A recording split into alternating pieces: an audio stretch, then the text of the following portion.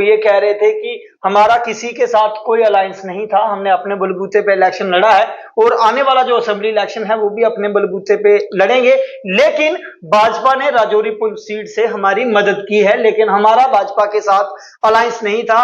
अल्ताफ बुखारी का भी ये कहना है और जो प्रोविंशियल प्रेसिडेंट जम्मू के हैं मनजीत सिंह, उनका भी ये कहना है। कैसे देखते हैं? देखिए, ये हमारे चेले हैं, ये हमारे चेले हैं। गुरु एक ही हमारा मोदी साहब, तो उसके ये चेले चपटे हैं सारे, कोई भी हो, चाहे गुलाम नबी आजाद साहब हो, चाहे अल्ताफ बुखारी साहब हो, कहीं दूसरा दल हो, ये हमारे चेले चपटे हैं। इनकी जबानें बदलती रहती हैं। ये कुछ कितने तोहफे जो हैं इलेक्शन के इंतजार में जम्मू कश्मीर के लोगों को मिलेंगे? सरकार के नए फैसले का हम खासकर मैं अपनी बात करूंगा कि मैं वेलकम करता हूं, शुक्रिया अदा करता हूं मोदी साहब का, होम मिनिस्टर अमित शाह साहब का, जिन्होंने ये फैसला लिया।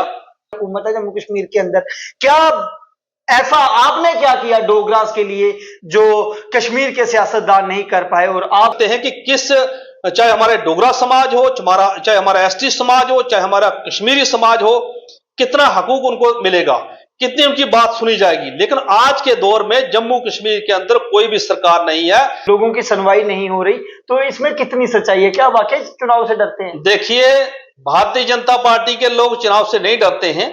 हम तो चाहते हैं कि आज ही चुनाव किए जाए, जम्मू कश्मीर में सरकार होनी चाहिए, लोगों की चुनी हुई सरकार होनी चाहिए, लोगों की सुनाई होनी चाहिए, लोगों के नुमाइंदे जीतने चाहिए, एमएलए जीतने चाहिए। आपने रतनलाल गुप्ता जी की बात कही, रतनलाल गुप्ता हो या कोई भी गुप्ता हो, ये गुप्ता शुप्ता वोट नहीं देते नेशनल कॉन्फ्रेंस को। 2024 में क्या हुआ? वोट परसेंटेज बड़ा कम हो गया, और हालांकि आप लोगों ने भी बड़ी मेहनत की, आप बस्तियों में गए, लोगों के घर घर तक पहुंचे, ये वोट शेयर नीचे आने का क्या कारण? देखिए, कुछ लोग नुमाइंदों को पसंद करते हैं, कुछ लोग नहीं करते हैं। परसेंटेज कभी ऊपर हो जाती है, कभी नीचे हो जाती है, ये चलता है। जो लोग नाराजगी है जिन लोगों के दिलों में कि हमें कैंडिडेट से हम नहीं मिल पाते, या कैंडिडेट हमारे बीच में नहीं आता, या हमारी सुनाई नहीं होती, ऐसे लोग होते हैं। परसेंटेज का कोई फर्क नहीं पड़ता, जीत जीत होती है और हार हार होती है। लेकिन लोकसभा इंतखाबात में कश्मीर की तीनों सीटों को आपने छोड़ दिया। क्या कश्मीर के लोगों पर आपको भरोसा नहीं था? क्या कश्मीर के लोगों ने आपको वोट नहीं देना था? आपने तो वहां से अपने नुमाइंदे ही जो है खड़े। देखिए, ऐसा होता है कि कोई ना कोई पार्टी किसी के साथ अलायंस करती है, जैसे इंडिया अलायंस था, एनडीए अलायंस था, जिस तरीके से। आदाब नाजरीन, आप देख रहे हैं न्यूज नेक्स्ट। मैं हूं आपका मेजबान मोहम्मद लतीफ हकला। आज बात करेंगे रीऑर्गेनाइजेशन एक्ट 2019 में की गई तरमीम को लेकर। बात करेंगे जम्मू कश्मीर के अंदर होने वाले असेंबली इंतखाबात को लेकर, और बात यह भी करेंगे कि भारतीय जनता पार्टी एसटी मोर्चा का क्या रोल जो है वो असेंबली इंतखाबात में जो है वो रहेगा। बात करने के लिए भारतीय जनता पार्टी एसटी मोर्चा के प्रभारी चौधरी हारून जी हमारे साथ हैं, और बड़े दिनों से हम इनसे वक्त मांग रहे थे और आज बड़ी मुश्किल से वक्त जो है इनसे मिला है। सर, बहुत बहुत शुक्रिया वक्त देने के लिए। बहुत बहुत शुक्रिया हगला साहब आपका भी यहाँ आने का और इंटरव्यू लेने का। सर, कितने तोहफे जो हैं इलेक्शन के इंतजार में जम्मू कश्मीर के लोगों को मिलेंगे? गुज़श्ता दिनों जो है जम्मू कश्मीर के लोगों को एक और तोहफा जो है मरकज ने दिया है, रीऑर्गेनाइजेशन एक्ट में तरमीम करके। आज की डेट में अगर जम्मू कश्मीर के अंदर असेंबली के इंतखाबात होते हैं, जिन इंतखाबात की मांग आप और अपोजिशन की जमातें बड़े लंबे अरसे से कर रही हैं, लेकिन अब जो चीफ मिनिस्टर बनेगा उस चीफ मिनिस्टर से कई गुना ज्यादा पावरें जो है वो गवर्नर के पास होंगी। तो सरकार का ये जो एक नया फैसला आया है, कैसे देखते हैं? देखिए, सरकार के नए फैसले का हम खासकर मैं अपनी बात करूंगा कि मैं वेलकम करता हूं, शुक्रिया अदा करता हूं मोदी साहब का, होम मिनिस्टर अमित शाह साहब का, जिन्होंने ये फैसला लिया, क्योंकि ये लोग इसी काबिल हैं। मैं तो ये समझूंगा कि 70 साल यहां नेशनल कॉन्फ्रेंस, कांग्रेस और पीडीपी का राज रहा। इन लोगों ने खाली हमें यूज करते थे, इस्तेमाल करते थे। जो भी कोई बड़ी मीटिंग होती थी या बड़े लेवल पर ये मीटिंग बैठ के करते थे तो किसी को नहीं बुलाते थे। हमारे 3 या 4 एमएलए होते थे ट्राइबल के, जैसे मियां अल्ताफ साहब है, या जावेद राणा हो गया गुज्जर लीडर, या 2-4 अकरम साहब हो गया, 2-4 बंदे ऐसे हैं कि जो बीच में बैठते थे। लेकिन कहीं भी गुज्जर बकरवाल की सुनाई नहीं होती थी, कश्मीर के सियासतदान, चाहे उमर अब्दुल्ला साहब हो, फारूक अब्दुल्ला साहब हो, गुलाम नबी आजाद साहब हो, महबूबा मुफ्ती साहिबा हो, जो भी लीडर रहे, इन लोगों ने अपनी तानाशाही चलाई, इन लोगों ने अपनी मनमर्जी चलाई। जो वे ये कवानीन पास करते थे जम्मू कश्मीर के अंदर, ये किसी को नहीं पूछते थे। अपनी इनकी बैठक होती थी कश्मीर के सियासतदान की, खासकर कश्मीरी लीडरों की। ये किसी गुज्जर बकरवाल को, किसी डोगरा को, ये डोगरा की बात सुन के राजी नहीं थे। जो भी इन्होंने कवानीन बनाने होते जम्मू कश्मीर के अंदर, अपनी मनमर्जी से बनाते थे।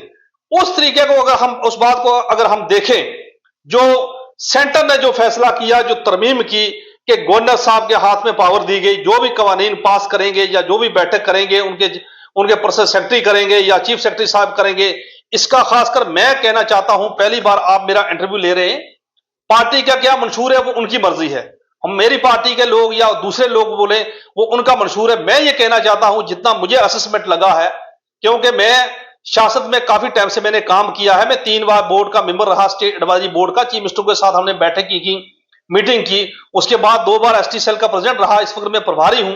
जितनी मेरी नॉलेज है, मैं ये कहना चाहता हूं कि काबिल तारीफ काम किया सेंटर ने, मोदी साहब हो, अमित शाह साहब हो, क्योंकि ये लोग इसी काबिल हैं।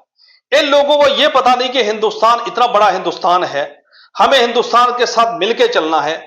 अगर ये लोग उस वक्त सरकार नहीं तोड़ते थे बीजेपी के साथ, यह हालत नहीं होनी थी। ना ये धारा 317 टूटना था, ना 32 टूटना था। जिस तरीके से उस वक्त महबूबा मुफ्ती साहिबा ने कहा कि कोई झंडा उठाने वाला नहीं होगा, उमर अब्दुल्ला साहब ने कुछ और बयान दिया। जिस तरीके से इन लोगों ने तानाशाही की, मैं ये कहना चाहता हूं कि जो तरमीम की गई, जो कवानीन पास किया गया कि गवर्नर साहब के हाथ में पावर दी गई, ये काबिल तारीफ काम किया है, अच्छा काम किया है, ये लोग इसी काबिल है। रही हमारे लोगों की बात, गुज्जर बकरा कम्युनिटी की बात, हमारे लोगों की इंशाअल्लाह जय जयकार है। जिस तरीके से प्रधानमंत्री मोदी साहब ने हमारी कम्युनिटी के लिए काम किया है, आज हमें फख्र है कि 9 एमएलए गुज्जर बकरा कम्युनिटी के जीत के असेंबली में जाएंगे और गुज्जर बकरा कम्युनिटी की वकालत करेंगे। लेकिन कहीं ना कहीं ऐसा लगता था कश्मीर के सियासतदान, कोई भी सियासतदान, हमारे कश्मीरी भाई, कोई भी सीएम रहा, चीफ मिनिस्टर रहा, डिप्टी सीएम रहे या मिनिस्टर साहिबान रहे, लेकिन उन्होंने कभी भी गुज्जर बकरवाल की वकालत नहीं की, गुज्जर बकरवाल की बात नहीं की। जम्मू कश्मीर का एक ही बंदा है, अध्यक्ष रविंदर रैना साहब। मैं मुबारकबाद देना चाहता हूं आपके चैनल के माध्यम से, जिन्होंने हमेशा गुजरों का नाम लिया, जिन्होंने गुजरों की वकालत की। आज रविंदर रैना साहब ने जम्मू कश्मीर से हमारी पूरी वकालत की, हमारी बात को सेंटर तक पहुंचाया। हम उसके मशहूर हैं, शुक्रगुजार हैं। कभी हम रैना साहब को नहीं भूलेंगे। कभी हमारी जनरेशन, कभी हमारे लोग जो होंगे, खासकर जो समझदार लोग हैं, एजुकेटेड लोग हैं, पढ़े लिखे लोग हैं, उनको पता है कश्मीर का कोई भी सियासतदान रहा, उसने कभी भी गुज्जर बकरा की वकालत नहीं की। लेकिन रविंदर रैना साहब एक ऐसा आदमी है जिसने हमेशा गुजरों की वकालत की, गुजरों की लड़ाई लड़ी। जम्मू कश्मीर के अंदर पॉलिटिकल अगर रिजर्वेशन की बात की जाए, पंचों सरपंचों से लेकर वीडीसी, डीडीसी, एमएलए तक, हालांकि राज्यसभा एमपी गुलाम अली खटाना साहब को बनाया गया, ये सब मेहरबानी भारतीय जनता पार्टी की है और जम्मू कश्मीर के अध्यक्ष रविंदर रैना साहब की है, जिन्होंने हमेशा गुजरों की वकालत की, गुजरों का नाम लिया। अरुण जी, एक सवाल जो है मैं आपसे समझना चाहता हूं। अभी आप अपनी तकरीर में कह रहे थे कि कश्मीर के सियासतदानों ने जम्मू कश्मीर के गुजर बकरवाल कबीला को जो है उनकी बात नहीं सुनी और डोगरा की जो है वो बात नहीं सुनी, और इनकी बातों को जो है वो कश्मीर के लीडर सुनते नहीं थे, मानते नहीं थे। आपसे मैं एक चीज समझना चाहता हूं, पिछले 10 सालों से मरकज के अंदर आपकी हुकूमत है और यहाँ जम्मू कश्मीर के अंदर लेफ्टिनेंट गवर्नर का शासन है 2019 के बाद, और उससे पहले भी जब यहाँ सत्यपाल मलिक जी गवर्नर हुआ करते थे, तो आपका ही एक तरीके से हम कहें तो जम्मू कश्मीर के अंदर भी आपकी ही हुकूमत है। 2014 में आपने पीडीपी के साथ हुकूमत बनाई, 17 तक वो हुकूमत चली और आज तक जो है आपकी ही हुकूमत है जम्मू कश्मीर के अंदर। क्या ऐसा आपने क्या किया डोगरास के लिए जो कश्मीर के सियासतदान नहीं कर पाए, और आप उन पे तंज कस रहे हैं? कश्मीर के सियासतदान जम्मू के लोगों की बात नहीं सुनते थे, डोगरा की बात नहीं सुनते थे, गुजर बकरवालों की बात नहीं सुनते थे। बात तो आप लोगों ने भी नहीं सुनी, क्योंकि हमने देखा पीएचई के टेलीविजन जो हैं पिछले 2 सालों से जो है लगातार एहतजाज में हैं, उनकी बात पे अभी तक सुनवाई जो है नहीं हुई। हम डेली वेजर किसी भी डिपार्टमेंट का है उसकी बात कर लें, चाहे कोई और बात कर लें, सुनवाई तो आप भी नहीं कर रहे। फिर आप में और कश्मीर के सियासतदानों में क्या फर्क है? देखिए, आपने कहा कि सरकार जो है जम्मू कश्मीर में, ये हमारी सरकार है। सरकार इस वक्त जम्मू कश्मीर में किसी की सरकार नहीं है। गवर्नर आप कहते हो आपके हैं। यहाँ गवर्नर साहब ही देख रहे कर रहे हैं जम्मू कश्मीर के अंदर। यहाँ ना कोई एमएलए है, ना कोई मंत्री है, ना कोई चीफ मिनिस्टर है। जब हमारी सरकार बनेगी जम्मू कश्मीर के अंदर, चीफ मिनिस्टर हमारी भारतीय जनता पार्टी का होगा, फिर आप बोल सकते हैं कि चाहे हमारे डोगरा समाज हो, चाहे हमारा एसटी समाज हो, चाहे हमारा कश्मीरी समाज हो, कितना हकूक उनको मिलेगा, कितनी उनकी बात सुनी जाएगी। लेकिन आज के दौर में जम्मू कश्मीर के अंदर कोई भी सरकार नहीं है। जितना काम है, जितना भी एडमिनिस्ट्रेशन का काम देख रहे हैं, वो सारे हमारे गवर्नर साहब देख रहे हैं। मैं ये कहूंगा कि कश्मीर के सियासतदानों की आपने बात की, कश्मीर में ऐसा होता था कि जैसे बैंक का चेयरमैन होता था वो हमेशा कश्मीरी कम्युनिटी से ही होता था। पहली बार जम्मू कश्मीर का जो डोगरा को बनाया गया बैंकों का चेयरमैन, मुझे याद है कि परवेज साहब चेयरमैन थे, बैंक का चेयरमैन। जब मैं उनके पास मिलने के लिए कश्मीर के अंदर गया तो मैंने वहां देखा, चाहे हमारा डोगरा भाई हो, चाहे हमारे एसटी के लोग हो, उनकी बाहर उनको को बुला के राजी नहीं था। लेकिन कश्मीर के जो सियासतदान थे, उनके बच्चे, उनके परिवार के बच्चे, वहां उनका पीए टाइपिंग करता था ऑर्डर बैंकों के अंदर। मैंने खुद अपनी आंखों से देखा था, वो एक टाइम था। आज अगर ये दौर आया, ये बहुत अच्छा दौर है, मोदी साहब का दौर है। मोदी साहब बहुत अच्छा काम कर रहे हैं। मैं ये कहना चाहता हूं कि जम्मू कश्मीर के किसी भी डोगरा भाई हो, गुज्जर भाई हो, किसी को घबराने की जरूरत नहीं है। जो कुछ मोदी साहब फैसला कर रहे हैं, ये काबिल तारीफ फैसला कर रहे हैं। ये क्योंकि अगर इन लोगों का दोबारा राज आया या इनका राज हुआ, कि ये लोग फुल पावर में आए, तो जम्मू कश्मीर की पॉलिटिकल रिजर्वेशन को खत्म किया जाएगा। ना हमारे 9 एमएलए की सीटें होगी, ना हमारे 38 सीटें डीडीसी की होगी, ना हमारा कोई कारपोरेशन जीतेगा, ना हमारा कोई सरपंच जीतेगा। जितने भी हमें पॉलिटिकल रिजर्वेशन दी गई है मोदी साहब की तरफ से, ये लोग कश्मीर के सियासतदान उसको खत्म करेंगे। मैं ये कहना चाहता हूं कि मोदी साहब की सरकार में हमें इंसाफ मिला है। आज गुजर जम्मू कश्मीर का खुश है। आज तमाम हमारे कश्मीरी भाई भी खुश हैं। सभी कश्मीरी लोग भी गलत नहीं है। कश्मीर में एक ऐसा दौर होता था, एक काल दी जाती थी कि आज कश्मीर के अंदर मीर वाइज उमर फारूक की काल है, यासीन मलिक की काल है, अली शाह गिलानी की काल है। लेकिन कश्मीर के अंदर आज कोई भी काल नहीं है। कश्मीर के अंदर कोई भी बंदा आपको पत्थर मारने वाला नहीं मिलेगा। आज कश्मीर में आप जाके देख सकते हैं, टूरिस्ट हो या कश्मीर में बड़े बड़े प्रोजेक्ट हो, टंडल हो, ये सब मेहरबानी मोदी साहब की है। आज कश्मीर के अंदर अमन चैन है। कुछ अनासर हैं, कुछ ऐसे हैं जो पाकिस्तान की बोली बोलते हैं, कुछ ऐसे लोग हैं जो फिरकापरस्ती फैलाना चाहते हैं, लेकिन कभी भी उनको बर्दाश्त नहीं किया जाएगा, ना उनको इतनी खुल दी जाएगी कि वो अपनी मनमर्जी से काम करें। आज जम्मू कश्मीर के लोग खुशहाल हैं, जम्मू कश्मीर के लोग अमन पसंद हैं, जम्मू कश्मीर के लोग हमेशा हिंदुस्तानी लोग हैं, हिंदुस्तान का साथ देना चाहते हैं। तो जो मोदी साहब काम कर रहे हैं वो काबिल तारीफ काम कर रहे हैं। उनके काम को हम अप्रिशिएट करते हैं, हम उनकी तारीफ करते हैं, हम उनके साथ हैं। हम चाहते हैं कि आने वाले वक्त में जम्मू कश्मीर में भारतीय जनता पार्टी की सरकार बने, भारतीय जनता पार्टी का चीफ मिनिस्टर बने, जिसमें आम लोगों की सुनाई हो। अरुण जी, एक सवाल जो है मैं आपसे समझना चाहता हूं। मैं कल नेशनल कॉन्फ्रेंस के सूबाई सदर रतनलाल गुप्ता का इंटरव्यू कर रहा था और उन्होंने कहा कि भाजपा जो है वो चुनाव से डरती है और इसीलिए जो है जम्मू कश्मीर के अंदर चुनाव नहीं जो है वो करवाए जा रहे। 10 साल से जम्मू कश्मीर के लोग जो हैं वो केंद्र शासित प्रदेश में जो है मजबूरी की जिंदगी जी रहे हैं, लोगों की सुनवाई नहीं हो रही। तो इसमें कितनी सच्चाई है? क्या वाकई चुनाव से डरते हैं? देखिए, भारतीय जनता पार्टी के लोग चुनाव से नहीं डरते हैं। हम तो चाहते हैं कि आज ही चुनाव किए जाए, जम्मू कश्मीर में सरकार होनी चाहिए, लोगों की चुनी हुई सरकार होनी चाहिए, लोगों की सुनाई होनी चाहिए, लोगों के नुमाइंदे जीतने चाहिए, एमएलए जीतने चाहिए। आपने रतनलाल गुप्ता जी की बात कही, रतनलाल गुप्ता हो या कोई भी गुप्ता हो, ये गुप्ता शुप्ता वोट नहीं देते नेशनल कॉन्फ्रेंस को। इनके वोट जो भी आते हैं भारतीय जनता पार्टी को आते हैं। हमें फख्र है कि गुप्ता वोट जितने भी तकरीबन भारतीय जनता पार्टी में कन्वर्ट होते हैं, तो उनके कहने से कोई फर्क नहीं पड़ता। मैं ये कहूंगा कि जम्मू कश्मीर के लोग समझदार हैं। हम चाहते हैं कि जल्दी से जल्दी इलेक्शन करवाए जाए, लोगों की सुनाई होनी चाहिए, लोगों को चुना हुआ नुमाइंदा होना चाहिए, लोगों की मर्जी का एमएलए जीता हुआ होना चाहिए, ताकि आम लोगों की सुनाई हो। तो भारतीय जनता पार्टी को डरने वाली जमात नहीं है। भारतीय जनता पार्टी ने हमेशा कहा है कि किसी भी वक्त इलेक्शन करवाए जाए जम्मू कश्मीर के अंदर, उसके लिए हमारे लोग तैयार हैं। हमारी सरकार तैयार है, लेकिन जिस जैसा ही इलेक्शन कमीशन ऑफ इंडिया की तरफ से ऑर्डर होता है जम्मू कश्मीर के अंदर इलेक्शन करवाने का, तो उसके लिए हमारे लोग बिल्कुल तैयार हैं। क्या लगता है हारून साहब, कब तक हो जाएंगे ये इलेक्शन? और हम चाहते हैं कि जैसे कोर्ट का ऑर्डर है कि सितंबर से पहले पहले इलेक्शन करवाए जाएंगे जम्मू कश्मीर में, तो हम भी चाहते हैं कि हम ये अपील भी करते हैं खासकर एलजी साहब से, अपनी पार्टी के जितने भी हाईकमान के लीडर हैं, अमित शाह साहब हो, प्राइम मिनिस्टर साहब हो, हम अपील करना चाहते हैं कि जब जम्मू कश्मीर के अंदर जल्दी से जल्दी चुनाव करवाए जाएं और लोगों की चुनी हुई सरकार होनी चाहिए जिसमें आम लोगों की सुनाई हो। आज मैंने देखा कि तकरीबन लोग जम्मू कश्मीर के लोग परेशान हैं, जम्मू कश्मीर के लोग चाहते हैं कि चुनाव होने चाहिए, तो हमारी जमात, हमारे लोग तैयार हैं। हम चाहते हैं कि जल्दी से जल्दी इलेक्शन करवाए जाए और लोगों की चुनी हुई सरकार होनी चाहिए जम्मू कश्मीर के अंदर। अरुण जी, एक आखिरी सवाल जो है मैं लोकसभा इंतखाबात के नताइज के हवाले से जो है आपसे समझना चाहूंगा।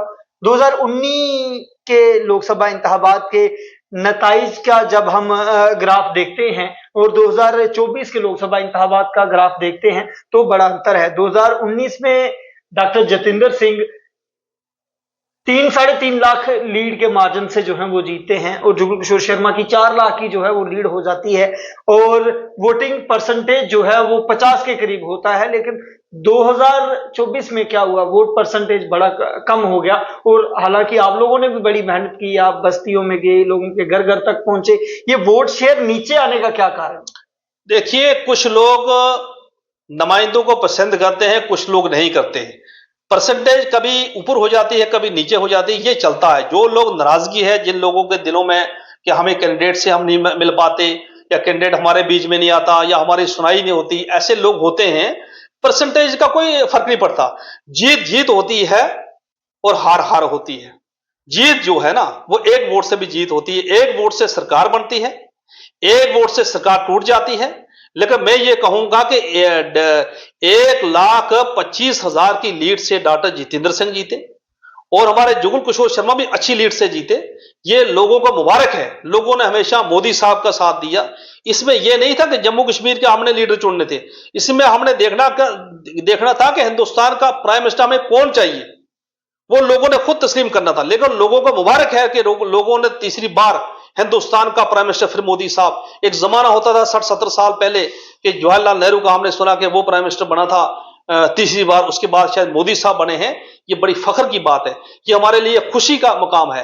हिंदुस्तान का प्रधानमंत्री मोदी साहब जिस देश में भी जाता है, चाहे हमारा सऊदी अरब हो, चाहे अमेरिका हो, चाहे कोई भी बाहर का कंट्री है, जिस देश में, जिस मुल्क में हिंदुस्तान के प्राइम मिनिस्टर जाते हैं, मोदी साहब की जय जयकार है।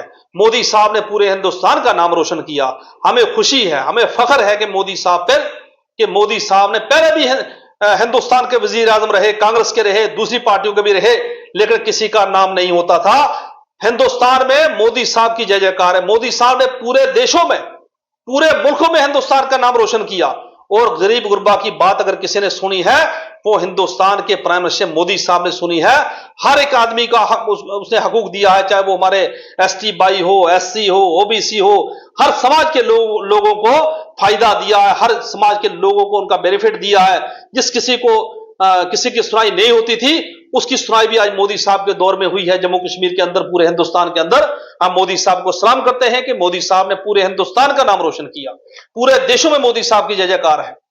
अरुण जी, आप लोग बात करते हैं जम्मू कश्मीर के अंदर तरक्की की, जम्मू कश्मीर के अंदर भाजपा के बढ़ रहे ग्राफ की। आपसे समझना चाहता हूं, आप लोग ये भी कहते हैं कि कश्मीर के अंदर कमल का फूल खिला है और लाल चौक पे तिरंगा झंडा जो है वो लगा है, और ये वाकया ही हम देखते हैं बहुत बड़ी अचीवमेंट है। लेकिन लोकसभा इंतखाबात में कश्मीर की तीनों सीटों को आपने छोड़ दिया। क्या कश्मीर के लोगों पर आपको भरोसा नहीं था? क्या कश्मीर के लोगों ने आपको वोट नहीं देना था? आपने तो वहां से अपने नुमाइंदे ही जो है खड़े। देखिए, ऐसा होता है कि कोई ना कोई पार्टी किसी के साथ अलायंस करती है। जैसे इंडिया अलायंस था, एनडीए अलायंस था। जिस तरीके से हमारे लोगों ने एनडीए अलायंस के साथ अलायंस किया, उसमें अल्ताफ बुखारी साहब आए, चाहे सजाद गनी लोन साहब आए, चाहे कुछ और दल आए कश्मीर के अंदर, तो हमारे लोगों ने फैसला किया। पार्टी, ये हाई कमान के फैसले, ये हमारे फैसले नहीं है कि दिल्ली से जो फैसले किए जाते हैं कि हमारी एनडीए अलायंस में फलाने कैंडिडेट की सपोर्ट करनी है, तो उस तरीके से हमारे लोगों ने सपोर्ट की।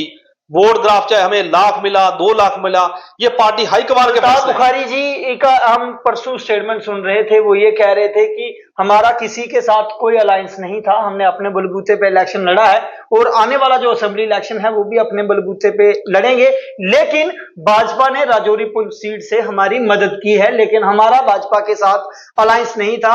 अल्ताफ बुखारी का भी ये कहना है और जो जो प्रोविंशियल प्रेसिडेंट जम्मू के हैं मनजीत सिंह, उनका भी ये कहना है। कैसे देखते हैं? देखिए, ये हमारे चेले हैं, ये हमारे चेले हैं, गुरु एक ही हमारा मोदी साहब, तो उसके ये चेले चपटे हैं सारे, कोई भी हो, चाहे गुलाम नबी आजाद साहब हो, चाहे अल्ताफ बुखारी साहब हो, कहीं दूसरा दल हो, ये हमारे चेले चपटे हैं, इनकी जबानें बदलती रहती हैं, ये कुछ भी बोले, लेकिन बात ये है कि हमारे चेले हैं, चेले कभी साथ में भी आ जाते हैं, चेले कभी बाहर भी चले जाते हैं, चेलों की अपनी मनमर्जी चलती है, चेलों का अपना बयान चलता है, तो उससे कोई फर्क नहीं पड़ता।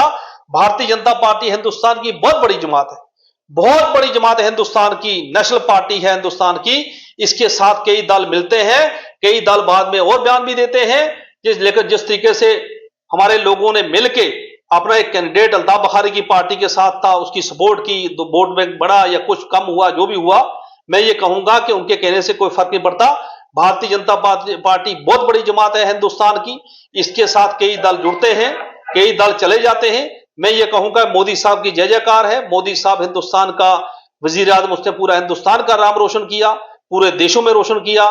मोदी साहब को हम सलाम करते हैं कि उनकी जय जयकार है। तो हमारे जम्मू कश्मीर के गुज्जर बकरवाल कमेटी के लोग, जो हमारी 35-40 लाख आबादी है, वो आज मोदी साहब पे खुश है।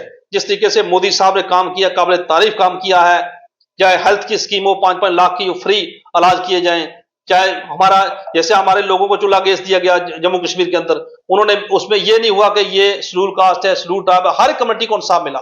जो भी सेंटर की तरफ से स्कीमें आई, हर एक इंसान को इंसाफ मिला। तो मोदी साहब के हम बड़े मशहूर शुक्रगुजार हैं। बाकी ये चेले चपटे लोग चलते रहते हैं, ये हमारे साथ भी आते हैं और चले भी जाते हैं, इनसे कोई फर्क नहीं पड़ता। चलिए जी, बहुत बहुत शुक्रिया। तो नाजरीन, ये थे हमारे साथ भारतीय जनता पार्टी एसटी मोर्चा के प्रभारी चौधरी हारून जी। मनजीत सिंह का एक बयान जिसमें उन्होंने साफ तौर पर कहा था कि हमारा जम्मू कश्मीर के अंदर किसी भी सियासी जमात से जो है वो अलायंस नहीं था, उस पर हारून चौधरी का ये कहना है कि ये जो पार्टियां हैं, ये जो रीजनल पार्टियां हैं, इनके बयानात तब्दील होते रहते हैं, लेकिन हम सब का जो गुरु है वो एक है, वो है नरेंद्र मोदी। और सब पे आप लोगों की क्या राय है और आप सब लोग जो हैं इस इंटरव्यू को कैसे देखते हैं, आप भी अपनी राय जो है वो कमेंट बॉक्स में रख सकते हैं। बहरहाल मुझे और मेरी टीम को दें इजाजत। अल्लाह हाफिज।